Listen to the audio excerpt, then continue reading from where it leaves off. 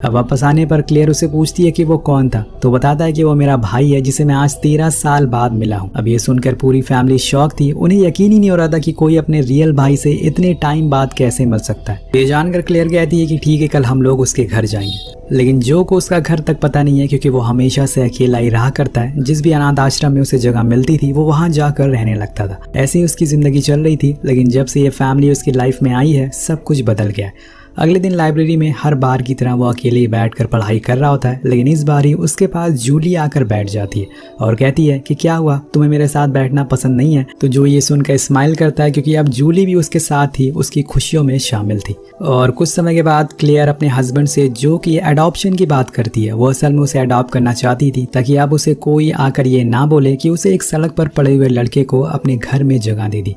वो फैमिली में सभी से पूछती है और किसी को इस बात से कोई दिक्कत नहीं थी। इसलिए कुछ ही दिनों के बाद क्लेयर गवर्नमेंट ऑफिस जाती है, जहाँ के प्रोसेस में उसे पता चलता है कि जोई के डैड की एक्सीडेंट में मौत हो गई। उसकी माँ अभी भी जिंदा है, लेकिन वो काफी नशे करती है।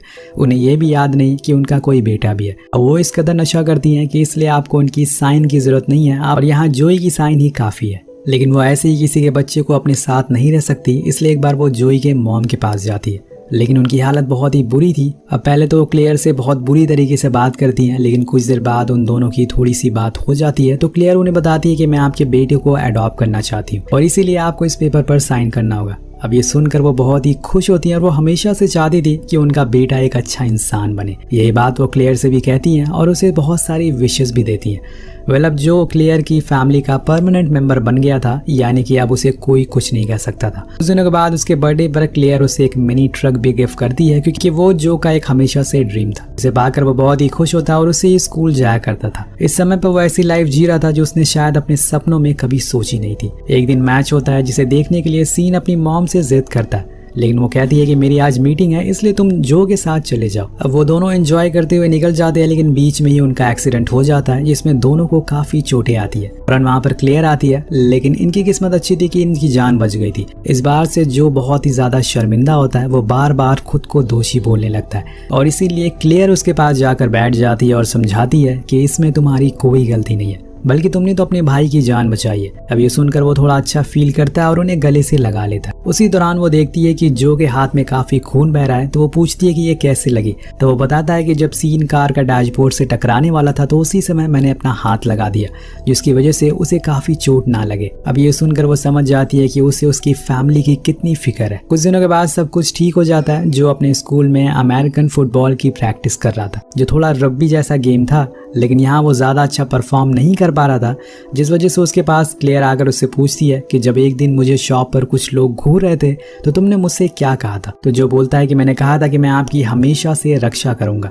तो वो कहती है कि यहाँ भी तुम्हें यही करना है, अपने प्लेयर की रक्षा करना है और अपनी टीम को जिताना है। अब उसी रात उनका मैच होता है, और वो भी उस समय की सबसे स्मार्ट टीम के साथ, जिसे कोई हरा नहीं पाता। यहाँ भी वही हो रहा था, जो की टीम हार रही थी, लेकिन वो अपनी पूरी कोशिश करता और मुकाबला टक्कर का होने लगता है, और वो एक राइवल टीम के प्लेयर को ग्राउंड से बाहर फेंक देता है, जिसके बाद वो रुकने का नाम नहीं लेता, और ऐसे ही करते करते उनकी टीम जीत जाती है। क्लेयर सबको चिल्ला चिल्ला कर बताती है कि देखो वो मेरा बेटा है। अब ये उसके लिए एक प्राउड मोमेंट होता है। पूरे मैच को सीन ने रिकॉर्ड कर लिया था, जिसके बाद वो उसकी सीडीज हर कोच को सेंड करता, और यहाँ जो की स्ट्रेंथ को देखकर सभी लोग हैरान थे।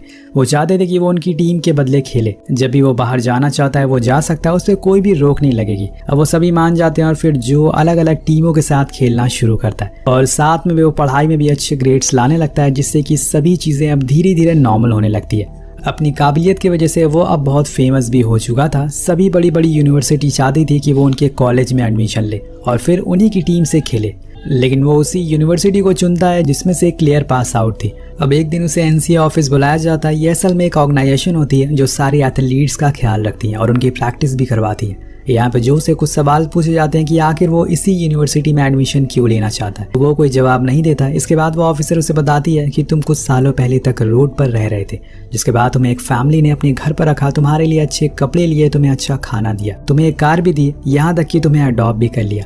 क्या पता वो ये सब अपने फायदे के लिए कर रहे हो, क्योंकि उन्हें तुम्हारी स्पोर्ट्स एबिलिटी पहले से पता हो। अब जो कोई जवाब नहीं देता, अब वो पूरी तरह से कंफ्यूज हो जाता है, इसलिए वहां से उठकर बाहर आ जाता है। जहाँ पे क्लेयर उसका वेट कर रही थी, वो उसे सीधा जाकर बहुत ही रूड वे में कहता है कि आखिर आपने मुझे अडॉप्ट क्यों किया, मुझे अपने घर में क्यों रखा। यहाँ क्लेयर कुछ समझ नहीं पाती और वो ये सब क्यों कह रहा है वो उसे कुछ पूछ पाती कि तब तक वो वहां से जा चुका था। अब जो अपनी रियल मॉम से मिलने जाता है, लेकिन वहाँ वो नहीं थी बल्कि कोई गैंग का लीडर था जो उसे ड्रिंक ऑफर करता है। वो असल में ड्रिंक नहीं करता, लेकिन आज गुस्से की वजह से वो कर लेता है। कुछ देर बाद वो आदमी जूली और क्लियर के बारे में बहुत बुरा भला कहने लगता है, जो कि जो को अच्छा नहीं लगता और वो उसे चुप रहने को बोलता है, पर वो नहीं मानता, जिसके बाद उन दोनों में बहुत ही बुरी तरह से लड़ाई होती है। उधर क्लियर हर जगह जो को ढूंढने की कोशिश करती है, लेकिन वो कहीं नहीं मिलता। तभी उसका कॉल आता है, वो उसे एक जगह पर मिलने के लिए बुलाता है, जहाँ क्लियर जाती है और वो उससे कहती है, मैंने और सीन ने कल पूरी रात तुम्हारे बारे में ही बात करी। हमने डिसाइड किया कि आज से तुम अपने सारे फैसले खुद लोगे, हम कभी तुम पर फोर्स नहीं करेंगे। तुम बताओ कि तुम्हें किस कॉलेज में जाना है। तो वो बताता है कि मिस एपी यूनिवर्सिटी, जहाँ से आप और डैड दोनों ही पढ़े थे, मैं आप लोगों की तरह बनना चाहता हूँ। इसके बाद हम देखते हैं कि वो एक बार फिर से एनसी ऑफिस जाता है, जहाँ पर वो उस दिन पूछे गए सारे सवालों के जवाब बड़ी आसानी से दे देता है और कहता है कि मैं उस यूनिवर्सिटी में इसलिए जाना चाहता हूँ क्योंकि वहाँ मेरी फैमिली गई थी। उसके कॉन्फिडेंट को देखकर वो ऑफिसर स्माइल करने लगती है। अब कुछ दिनों बाद उसका उसी यूनिवर्सिटी में एडमिशन हो जाता है और अब उसे क्लियर और उसके परिवार से दूर रहना होगा, जो क्लियर को पसंद नहीं आता। इसलिए वो जाकर कार में बैठ जाती है और तब वहाँ जो उसके पास आता है और उसे कहता है कि मॉम बाहर निकलिए, मुझे आपको गले से लगाना है। जिसके बाद वो दोनों गले लगते हैं और कहानी के आखिर में हम जो की कुछ रियल इमेजेस को भी देख पाते हैं और इसमें जो कुछ नई ऊंचाइयों को छूते हुए आगे बढ़ रहा था। कुछ सालों के बाद वो जाकर एक वर्ल्ड चैंपियन भी बन जाता है। वेल, अगर क्लियर ने उसे घर में नहीं रखा होता तो आज एक वर्ल्ड चैंपियन रोड पर भटक रहा होता। कहानी कैसे लगी आपको नीचे कमेंट करके जरूर बताएगा।